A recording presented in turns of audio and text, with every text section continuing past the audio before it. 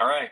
Well, Will, though I know you have been promiscuous in talking about your book with other people, we are nonetheless glad that you have made You yourself know that available to us. you're the only girl for me. Listen, that's just one podcaster cannot satisfy my desire for self promotion. But thank you. You know, it's funny. Will recently accused me of writing a lot of words, and I'm like, if that's not the pot calling the kettle black, I don't. Yeah. So, Will, your new book is The Church We Carry. It is a memoir of sorts of the church that you grew up in and made you a Christian and a pastor. And and I know Josh and Todd have really enjoyed this book, and so I want to defer as much as possible No, great. to them. But uh, but I did want to start, Will, with kind of just getting out in the open, just how much antagonism you faced in trying to write this book, even. Well, I it kind of began with the jolt of realizing that my home church, the church that nurtured me as a Christian and was part of my own vocation, had was thinking about disaffiliating from the United Methodist Church and then disaffiliated without contacting me. But I was surprised about that. So I started asking around about it. And basically, I found two things. One is from some who had led the disaffiliation, secrecy had been their modus operandi that had led them to the votes on the disaffiliation, keeping it secret, letting people know who was meeting, what was being said, and all. However, I also encountered real pushback from bishops, superintendents, church officials of the United Methodist Church that, and the attitude was, hey, it's over. It's done. Nothing could be done. Let's move on. Let's forget about it. As I said to one bishop, when I screw up badly, I always want you to forget about it. And I want you to talk about something else.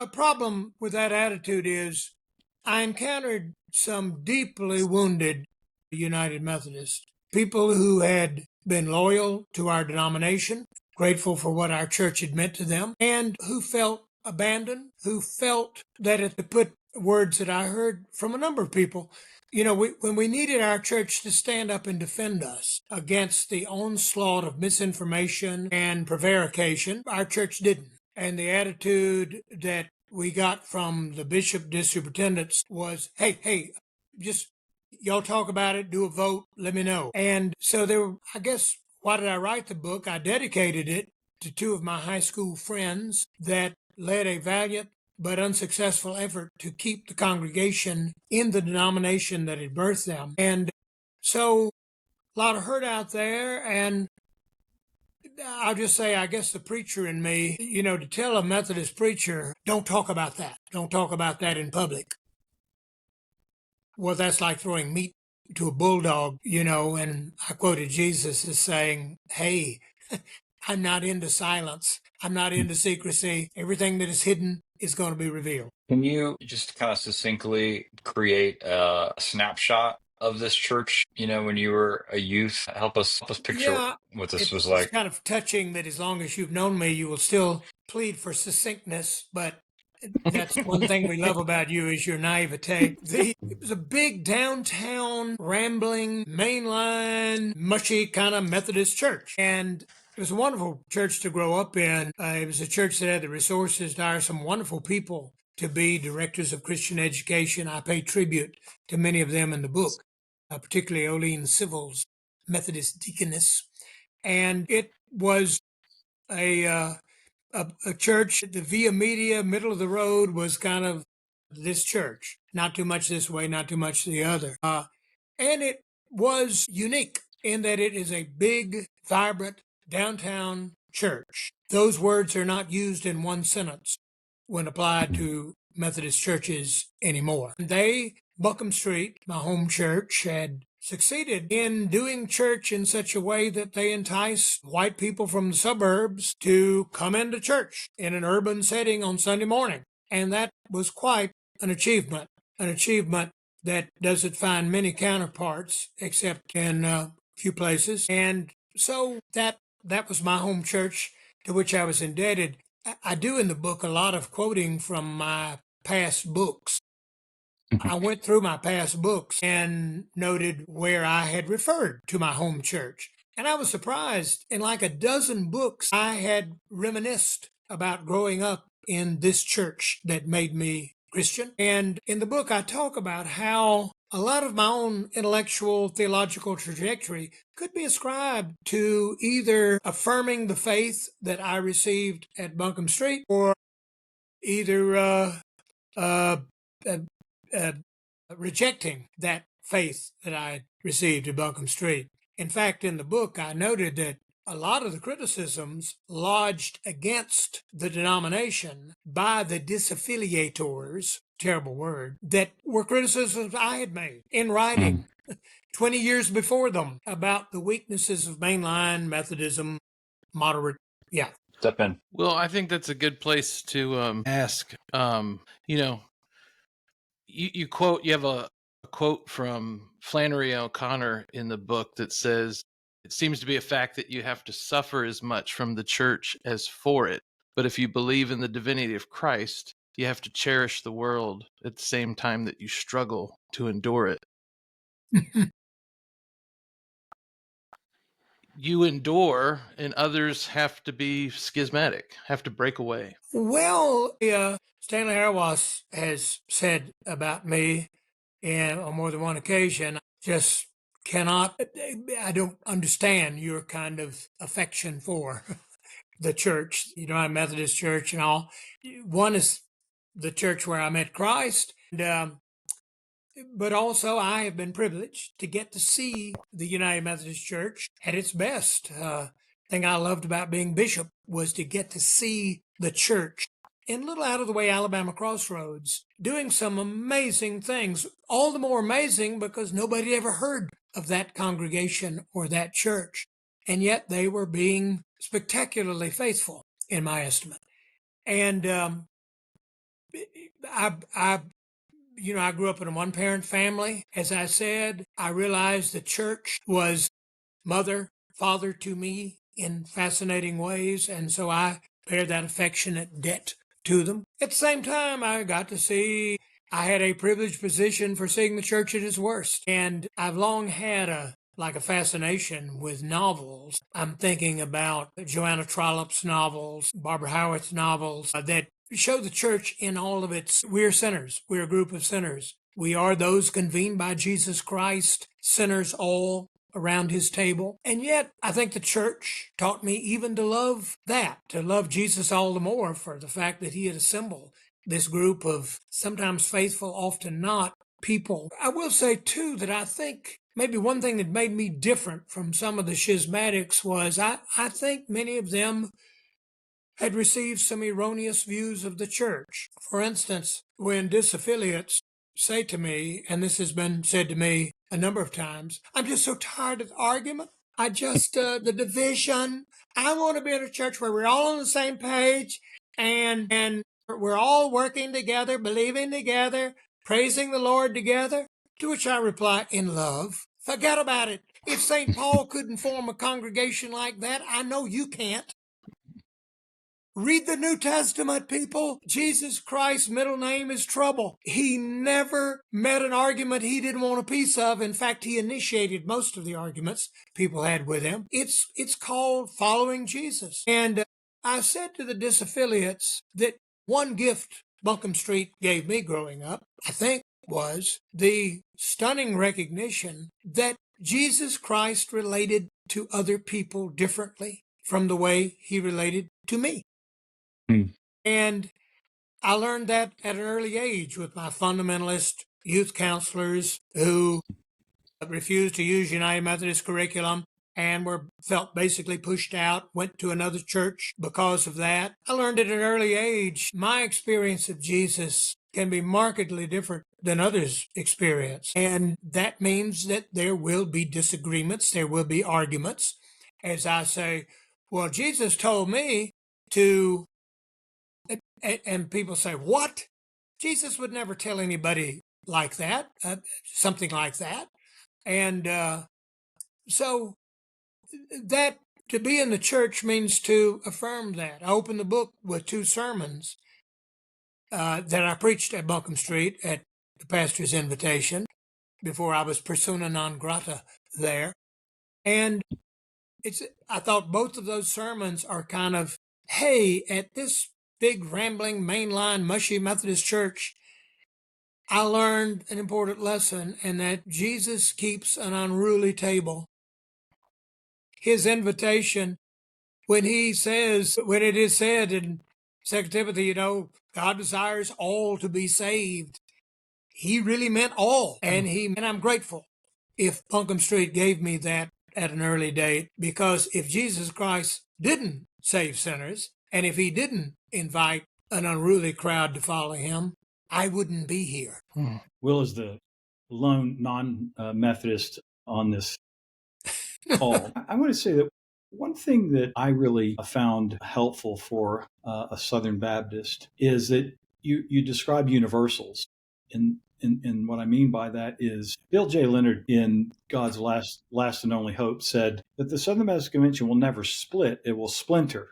And if there's been any truth about the description of what's happened in our denomination, that has been true. So we've never had sort of a very highly visible schism, even if the Cooperative Baptist Fellowship, formed in 1991. It's still, we always like to look over the fence and go, glad it's you and not me.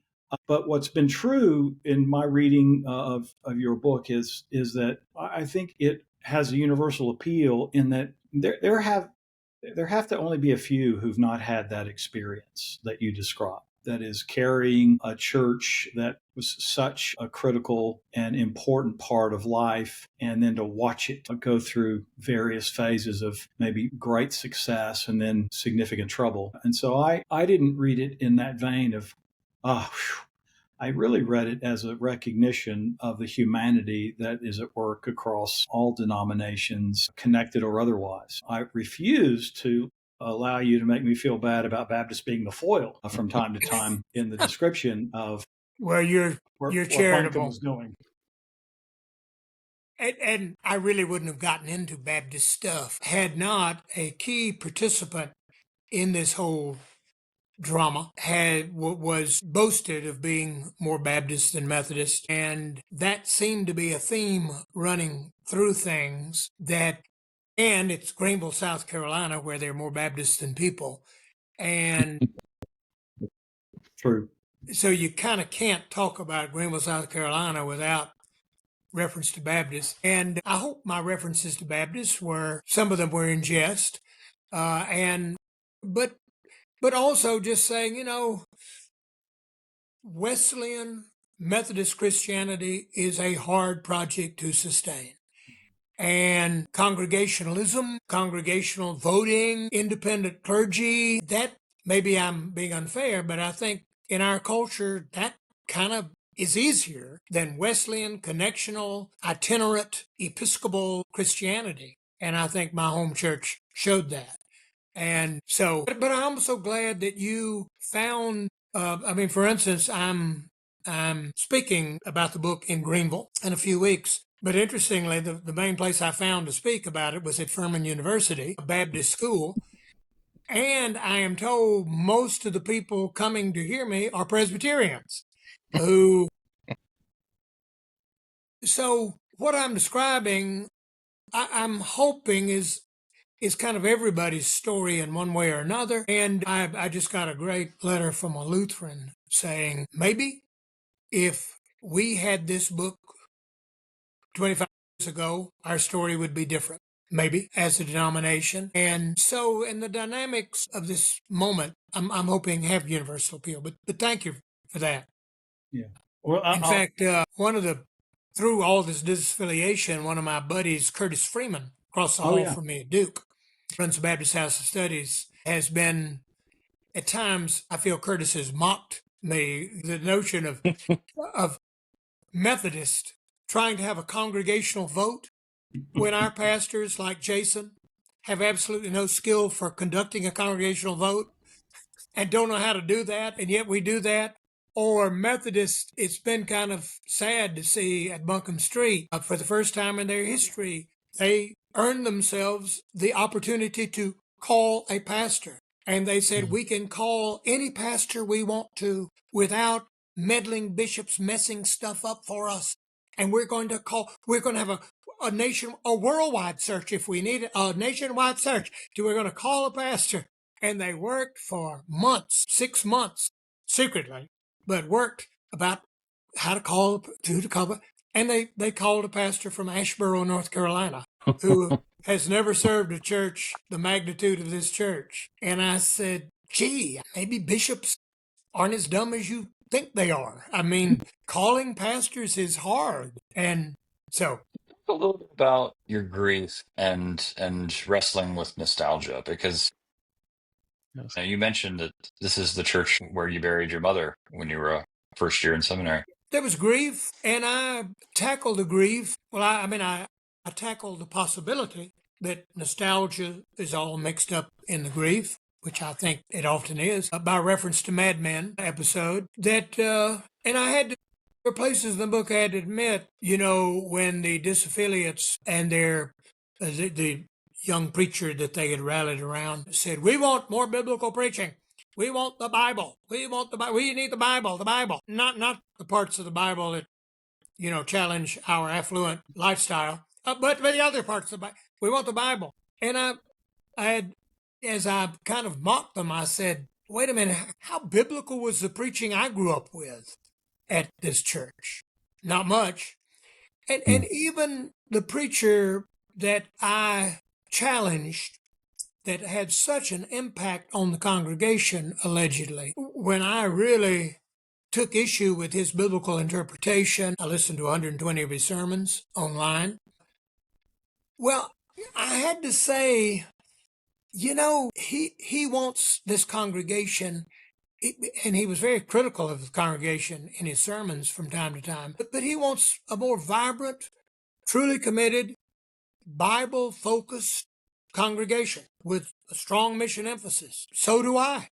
So did I. And so I had to kind of admit that my nostalgia is challenged, that some of the discontent with my home church is discontent I have felt. And so that tempered it. You wouldn't understand this, Jason, because of your nativity, but I'm from South Carolina, and for me and people like Fleming Rutledge or Stanley Harawas, the fact, explains a lot. The fact that I grew up in a church that basically lied to me about race, a church where people said and did some very sad things in regard to race. And yet, typical of Jesus, also the church where I was kind of born again on race. The church where it kind of stumbled up sending me to a youth conference at Junaluska. Next thing you know, a courageous 16-year-old Black Methodist confronted me and changed me. And you kind of haven't told the story of my home church until you've told all that with it. Yeah. And the what I perceived as the pushback that Buncombe Street gave witness to when they heard that Billy Graham was allowing the races to mix. Yes, yeah. That moment I describe, I was maybe 14. I was the MYF representative to the administrative board just after a debate on why we needed to buy a new bed for the associate pastor. The bed had broken, and the board was asked to buy a new bed, and they said, well, it seems like we bought that furniture just a few months ago. How did the bed break? And I'm thinking in my 14-year-old, I thought, now it's going to get good. I also thought, I will never be a Methodist preacher. I will never let anybody have this conversation about any of my furniture. Anyway, just after that, they talked about the Billy Graham revival crusade that was coming to Greenville, little Greenville, and we were all excited. But then somebody said, I think this is a bunch of Baptists trying to get the leg up on us. That's what I think. And there was grumbling.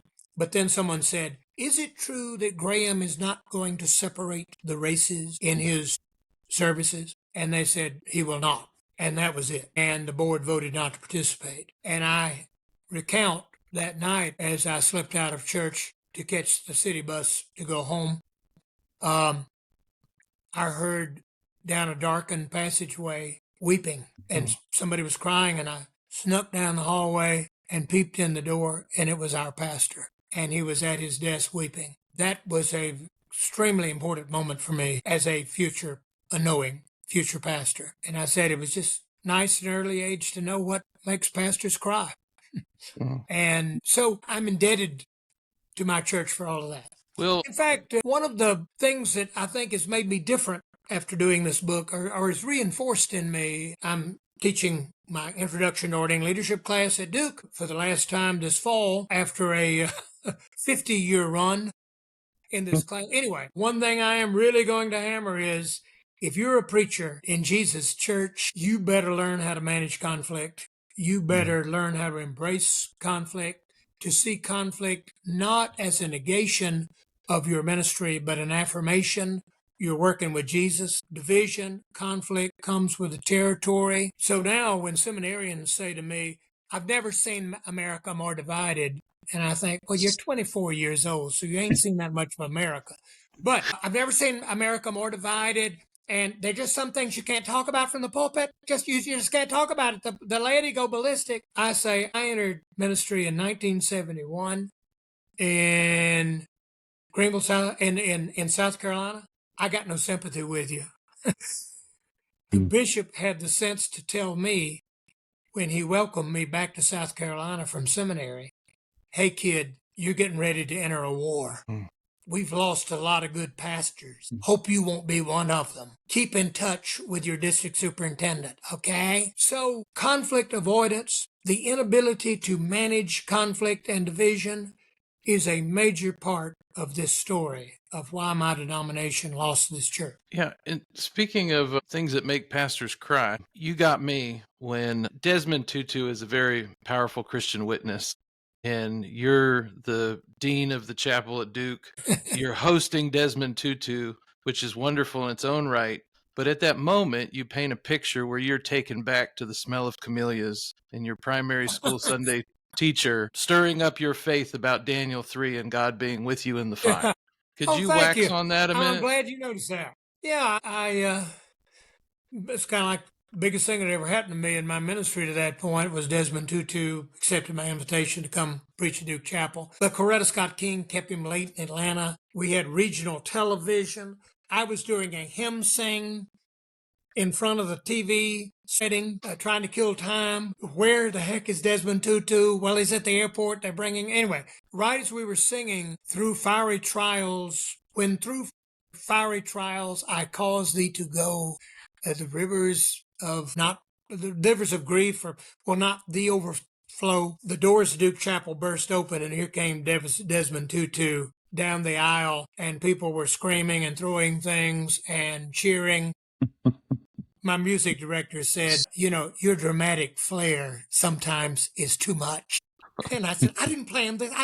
Anyway, when that hymn was being so thunderously sung and so appropriately for Desmond Tutu, when I greeted him at the top of the steps, all I could do is think about the old lady in my Sunday school class, must have been third grade, and her big performance of the year was the three young men in the fiery furnace, and which she described in gory cinematic detail about the roasting of flesh and the smell of burning flesh. I mean, she'd worked with third graders before. She knew what we were interested in.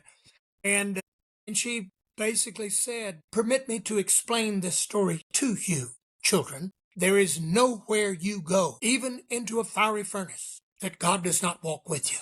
There were not 3 in the furnace. There were 4. Now, go join your parents for church. Well, that was what I was thinking, standing there with Desmond Tutu. I was also thinking, where the heck were you? No, but I was... Anyway, that Buncombe Street gave me that. It was a reminder of how deeply implanted these things get in us, and how, to me, it does underscore, though, the tragedy that a small group at my church basically convinced a significant part of the congregation, no more than a fourth, but still enough to vote out the others, that the biggest problem facing Buncombe Street is bishops and the United Methodist Church. And the United Methodist Church is becoming so liberal that we just can't in good conscience go on. When I would love to have said to my church, your biggest problem for the future is that story of the three young men in the fiery furnace and all. That's true. That really is the truth about the God that has convened you. You got more problems with that God than you got with liberal bishops in the Methodist Church. And so, Can you, since you've alluded to it, can you explain for people the mechanism by which some people led your home church out of the denomination? well, Uh, one reason this story interested me was most of the congregations I've studied who left the United Methodist Church did so through the leadership of their pastor. Most of them were led by pastors who a common theme was the Methodist Church has never affirmed me. I have never been given what I deserve by the bishop, etc. That resentment, envy were common themes. And this pastor is very typical. Is the pastor started hammering the congregation, we need to leave. Y'all don't know all the secrets I know about how liberal the Methodist Church is. We need to leave. Buckham Street was quite different. They never had a pastor who urged disaffiliation. Even the pastor who was so provided the background music for their disaffiliation, he never, until right at the end, he jumped on board and urged disaffiliation. It's a group of lay people. They were a group of lay people, a couple of them right-wing political figures, a high percentage of attorneys, basically started having secret meetings, then sending out anonymous emails to the congregation. This modus operandi I found out from the book Steeple Stealing, or here I'll think of the name of the book. But this has been used with the Lutheran churches, Presbyterian churches, and all Episcopal churches before. Anyway, this group basically then pushed for a vote, and they then worked to make sure that vote would be won by them. They won by a rather small margin on the first vote that wasn't to be a real vote, straw vote, and then they voted again. And yet, I've got to say, all of that probably was not as significant as the kind of bungling by bishops, district superintendents, the hands-off approach made all of this much worse. And so eventually they succeeded in taking a vote and winning the vote with only a fourth of the congregation voting. And the bishop agreed to hand over the deed to the property of the church to them. well, their website today says they won 98% of the vote to leave the denomination. The second vote they did. The Okay. second vote. The second vote they did. By that time, they had won. However, as also was said in the next administrative board meeting, hey, people, remember, we won 98% of the vote of a fourth of our membership voting. 3/4 of our membership either didn't care or were disgusted by the whole affair, didn't vote. So, yeah, that figure's a little misleading. Josh, you're now serving a church that did take a vote. Yeah. And so I'm wondering what things you've read in Will's book that you've noticed in your first month or so in your new parish. Will, you have a comment in your book about a conversation with Lyle Schaller that says there's no such thing as a large church. It's just a big building with a bunch of small congregations in it. Yeah, I think of all the constituencies that I've come across so far. Yeah. Josh, did Jason say you're in a congregation that did take the vote or didn't take the vote? Or? They did take a vote. The congregation that I'm appointed to remained, but they did have a break-off group. Yeah. I think in the book I try to say that if you had to peel away everything, the one thing that was wrong and evil, if I may say so, it was the voting. The voting was unheard of, unprecedented in Methodist history, having congregations vote like this. And also the voting, I've got testimonials from dozens of Methodist pastors that read, church voted and stayed. We won the election to keep us United Methodist, and my congregation was destroyed in the process. All the bad things that happened in the voting. Of course, Todd is sitting there right now thinking, I can't believe these idiots. They know nothing about voting. Any Baptist preacher knows you don't take a vote till you know how it's going to come out. You don't take a vote till you do a lot of homework and you find out where people are and you talk. Anyway, we didn't know how to do any of that, Todd. Okay. And so now one of the biggest stories is that conferences, districts, Methodists are grappling. We have so many fatally wounded churches, seriously damaged congregations. And now I'm hearing from people saying, I was appointed to this church and the superintendent, I thought it lied to me, but it just turns out this congregation disintegrated in about 6 months after the vote. And that had not, the superintendent didn't even know that.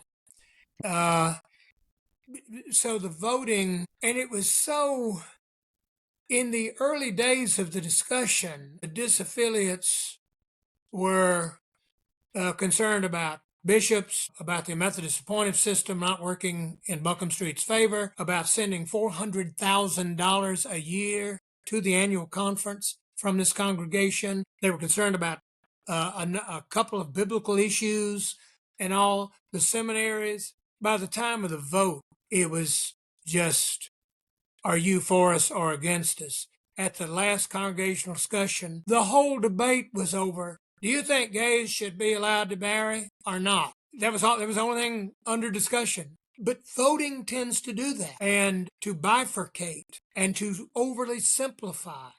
Yeah. And so the voting was the bad thing. And I honor those courageous United Methodist pastors who just said to their congregation so many words, I'm sorry, I'm not going to allow you to vote. I'm not going to allow you to be put into a situation where you could vote out of this congregation somebody that Jesus has put here. I'm glad to have the debate. I'm glad to have the argument. Glad to have the discussion. You won't vote, though. And so. Well, now that, so I remember, you and I talked in St. Louis 19 during a general conference, and enough time has passed. We've gone through the COVID, George Floyd kind of social protests. We've seen gay marriage be ruled legal, and then we've seen kind of a backlash against it culturally. How much of this denominational debate is just kind of the ebb and flow of a larger cultural antagonism? I think, sad to say, a lot of it. The very able, talented woman who kind of led the disaffiliation process and who basically led the church after the disaffiliation through the tragedy of the loss of their pastor and all. Her brother-in-law is a Republican politician in Greenville. Her family, very active in Republican politics. Yeah, the young pastor's sermons were kind of Christian nationalism light in various places and all. I say in the book, it's just inconceivable this could have happened at any other moment in American history than this moment. They used all of that wonderfully, the disaffiliates did. And I say sadly because it's just another indication that Methodism seems vulnerable to cultural whims. I know as I was finishing up my work on the book and lamenting how Trumpism had inserted itself into the conversations of this congregation, that was my judgment. I went to General Conference in Charlotte, and here were these octogenarians standing up at the microphone. Hello, I am Agnes from Iowa. She, her, hers, heterosexual, female, and I'm leaning over. Is she even a Methodist? Is she a Christian? Why? Yeah. And I thought,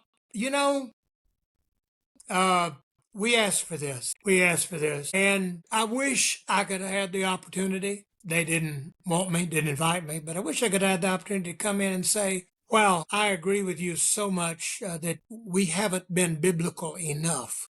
We haven't immersed ourselves in Wesleyan Christianity enough. Yes. I agree. I agree with so many of the things you have said about Methodist bishops and all. Let's talk. Let's argue. I'd love to.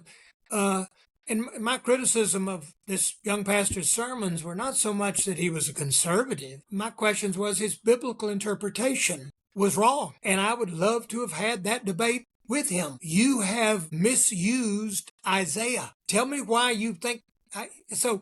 Yeah, it is, to me, it'll go down as just.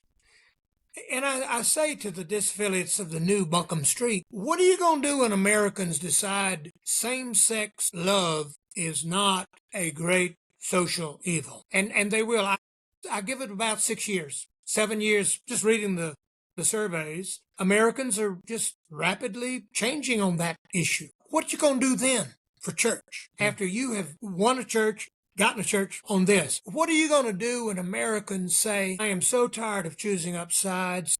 You're either with us or against us. I'm so tired of the ad hominem attacks on people just because we have different positions on some political view. We're over that now. How are you going to explain to your children how you formed a church utilizing that? Well, I mean, I think one of the challenges, right, is that the divide in our politics between college educated elites and blue collar Yeah. folks is mirrored in the distinction between clergy and laity in the Methodist Church. If you look at all the survey data, United Methodists voted for Donald Trump almost to the same proportion as Southern Baptists did. But you would never know that talking to United Methodist clergy.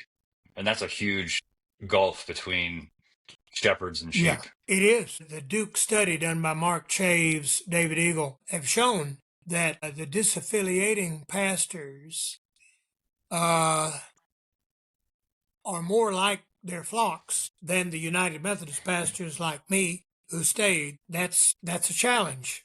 And a couple of readers of my book criticized me for not being tougher on the disaffiliates. I said, check that out with the disaffiliates, how they feel I treated them.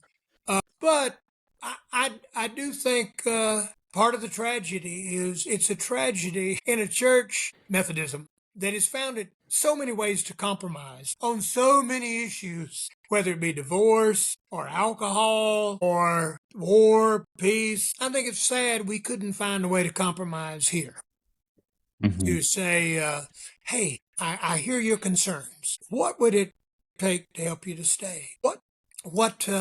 Yeah. And one of the sad things is that I encountered it yesterday from a person who said, no, I'm not going to read your book because frankly, I am so glad those right-wing, homophobic, hateful people left. Fine. We're a better church for it.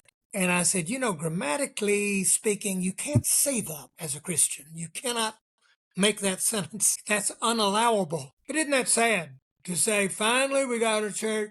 And I said, you're saying exactly the same thing, a little different way, as the global Methodists who've left. Finally, we got a church now where these people who disagree with us on a number of social issues and all, they're gone. Of course, I'd say to both groups, they ain't gone because, and the reason I say that is the Holy Spirit loves, at least in my life, when I say, here is my position on that. Here's where I stand. I can do no other. And the Holy Spirit said, I'm going to kick his. I am going to change his mind. And so to be in the church means to be subject to the machinations of the Holy Spirit, which keeps saying, I don't care about your political allegiances. Those mean nothing to me. I'm going to show you Jesus Christ is Lord, and he is Lord even of your political commitments. I know you take pride that you voted Democratic in the last election. Yeah, good for you. Yeah, I don't care. We're about the kingdom of God here. Anyway, in weird ways, the left and the right, do mirror each other, at least in church. Well, Will, I follow up on that. I didn't choose to submit myself to the punishment that you did in watching over 100 sermons of this this preacher that played a role in the disaffiliation. Yeah. But I do understand from your book and from a little bit online that he did a D-Min program that was on church unity, and he used 1 Corinthians to. Yeah.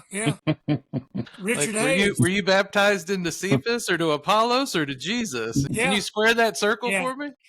It's a wonderful question, Josh, and I noted that was one of the questions I put to him in writing that I'd love to know. I said, I hear that your preaching may have changed over the last decade. I hear from some of your buddies in seminary, went to Duke Divinity School, that they don't understand where you are now with this childistic, postmillennial, fire and brimstone preaching. I just love to know how you got there. And he presented that as I'm going back to my Baptist roots. Unfortunately, I had Curtis Freeman listen to about 4 of his sermons, and he said, he ain't Baptist. He's a bunch of John Piper neo-Calvinists. I said, all right, fine. It sounds Baptist to me. But, excuse me, it's just fascinating. I wonder because it was I will say, Josh, when it was all said and done, after I listened to these 120 sermons, I got just fascinated by his preaching and thinking, wow, I wouldn't say that. Wow. So you really preached a sermon against Halloween and allowing children that Satan uses Halloween to prey on our young? Wow. Talk about nostalgia. And various other aberrations theologically, it seemed to me. But I never had that opportunity to have that conversation with him. But one thing I did do is I interviewed people when people would still talk to me from the congregation. I'd say to them, what do you think about Justin and his preaching? Oh, I just love him. He's wonderful. And say, he preaches the Bible. And I said, okay, he preached 2 sermons this fall on the rapture.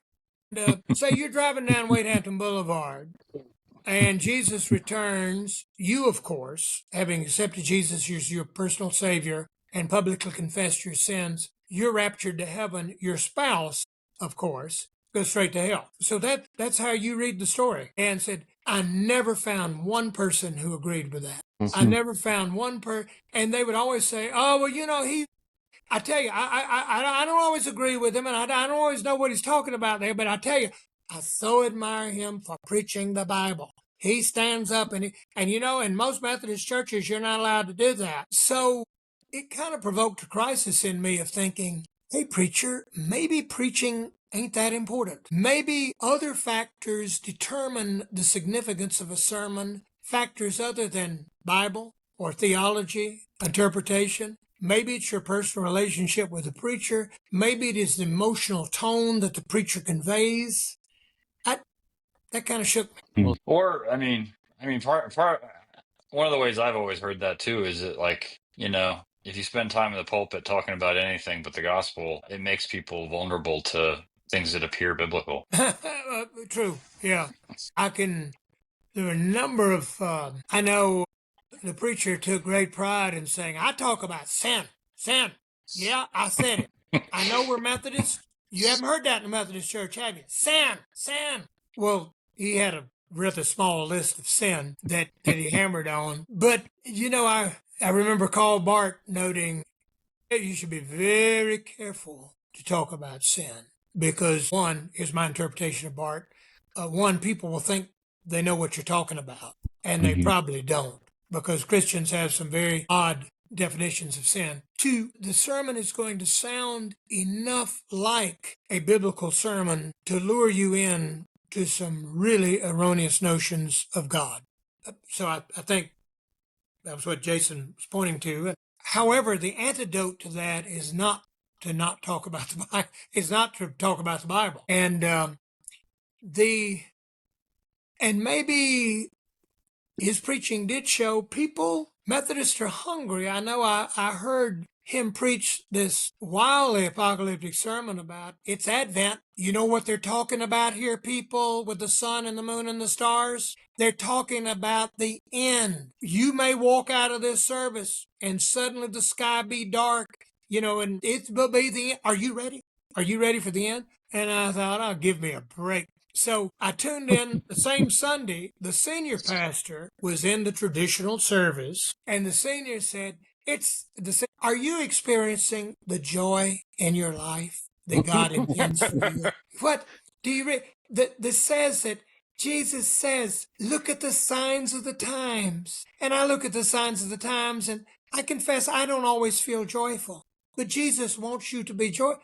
And I said, oh, God, help me. If I had to take the postmillennialist rants at the early service, that at least evoked something from me. I could at least go home mad, or I could at least say, wow, and you have a degree from Duke Divinity School. Wow. No, so I think it important. I know years ago, I was asked in front of cameras, do you think this church growth movement really is faithful? Is this idea, growth is everything, butts in the pews? And I said, I'd like to answer that question, but unfortunately I'm a United Methodist, and we've lost 2 million members since I was ordained. So anything I say in response to that question is going to be suspect. Ask a Baptist. They're still growing. Well, I hope in the book I tried to be fair and tried to do everything I could to get into the minds and hearts of those who disaffiliated and did this to my church. And at the same time, never to forget the people that maybe propel me to write the book, and that those who have been spiritually damaged by the way all of this took place at my home church. I tried to interview as many people as I could who left after the vote, and a good number of them left and have started a new United Methodist Church across town. And I spent a weekend there and a lot of angry people there. But I'm haunted by the people who said to me, I will never be United Methodist ever again. My church had one opportunity to stand up for itself, to defend me, to defend our church against its detractors, and they refused to do so. So that's enough of United Methodism.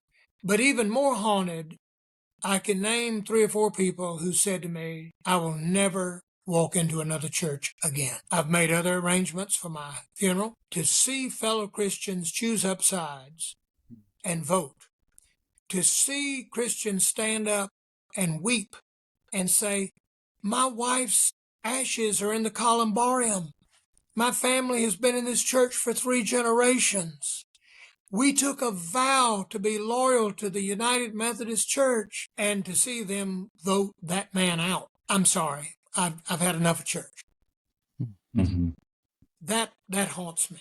Well, I wonder I'm sure we got to wrap up soon, but I'm wondering, you close the book with a quote from Annie Dillard and talking about the place of memoir and what that does to memory. And as we're talking today, I'm thinking, I don't know why this is visiting me, but thinking about the people of God post-exile. Huh. What would you, I'm not asking for advice, but maybe just counsel on, for the people that remain, what's the place of memory in the church today, and how do we handle that carefully as we move into the future? Wow, Josh, wonderful question. I think, I'm learning there are a lot of people who think you can get through grief. You can get through painful moments by not remembering, by not talking. And as I said to a bishop who said to me, I wish you hadn't written this book. We don't need all this stirred up. We need to move on. It's time to move on. And I said to him, I am moving on. And I'm moving on the way people in grief move on. They tell stories. They reminisce. They remember. And a way not to move on is to just be silent and hope things will drift away. I think truth is essential to recovering from grief. I think truth is essential to moving on. And most of us, to use the grief metaphor, and not all of my stuff is grief. Some of it is, well, anyway, some of it is just kind of raw anger. But people in grief, I've noticed in the stages of grief, not Kubler-Ross, but my stages, they begin by remembering warm, wonderful, lovable memories. And then they move on to say, but you remember that time that he just acted terribly or said this horrible thing? It was important to remember that too. And so I don't think there's any moving on without memory. But again, I say that as a Southerner. Again, something Jason will never understand. But that as a Southerner growing up during legally reinforced segregation that was never criticized from the Buncombe Street pulpit, that I've learned you got to remember, you got to tell the story, you got to ask for the history to be related. How did we get here? And only then can you ever get out of there. So I think it's important. I've been amazed before I started writing the book, I looked through the literature. There is no literature to speak of, no studies, particularly no studies of congregations after the split in the Lutheran Church of America, the PCUSA, the Episcopal Church. I think for the reason that many hope, thank God it's over. We're done. All right, they're gone. Yeah. They're gone. Let's move on. I just don't think that's good enough. And a church historian, Lauren Winter, told me, you need to save every scrap of these interviews, of all this material, because historians, this will probably be remembered as the most momentous time in North American Protestant history. And eventually people are going to want to know about it. So. Well, I'm glad you allowed us to peer into it. Thank you. Gosh, thank you, Josh. Thank you. Yeah. Yeah. Thank you for writing this book. Yes. Thank you. Thanks, Jason. And thanks for talking about it. I'm so excited. I was excited about this podcast, Jason, but I have been invited to be on the guy. I quote him in the book. A nasty thing he said about me in the book on his podcast. He's invited me to be on his podcast. The guy that called you churlish? Maybe. That guy. No, I, in all seriousness, I've said this to many different people, but I think your most important gift to the church in terms of being a Wesleyan too is presenting following the risen Jesus as an adventure. And so you've given us a portrait of a church from your past without letting go of, we have to focus on what's ahead. And so, well thank done. you. Thank you. I wanted the book to be appropriately Christological. So therefore, at the end of the book, when people say, well, what is the hope now? You told this story. You've got some bad moments in it, a great deal of loss here. Where's the hope? I said, well, there is none except Jesus Christ. We're not going to get it together in American constitutional democracy. Have you noticed? No, our hope is in the name of the Lord. The fact that I say there, it just hit me one day, it's not a wonder that a church split. It's not a wonder that a bunch of people felt alienated from their congregation. A bunch of people were unhappy with the denomination. That's not news. The wonder is that there was a Buncombe Street in the first place. The wonder is that a group of women got together in a living room on Main Street in Greenville, South Carolina in the very early 1800s after a visit by Francis Asbury to town and said, we ought to start a Methodist church. Let's pray about it and see what we can do. Martha Turpin's living room. That's the wonder. And the wonder is that somebody like me could have been part of that.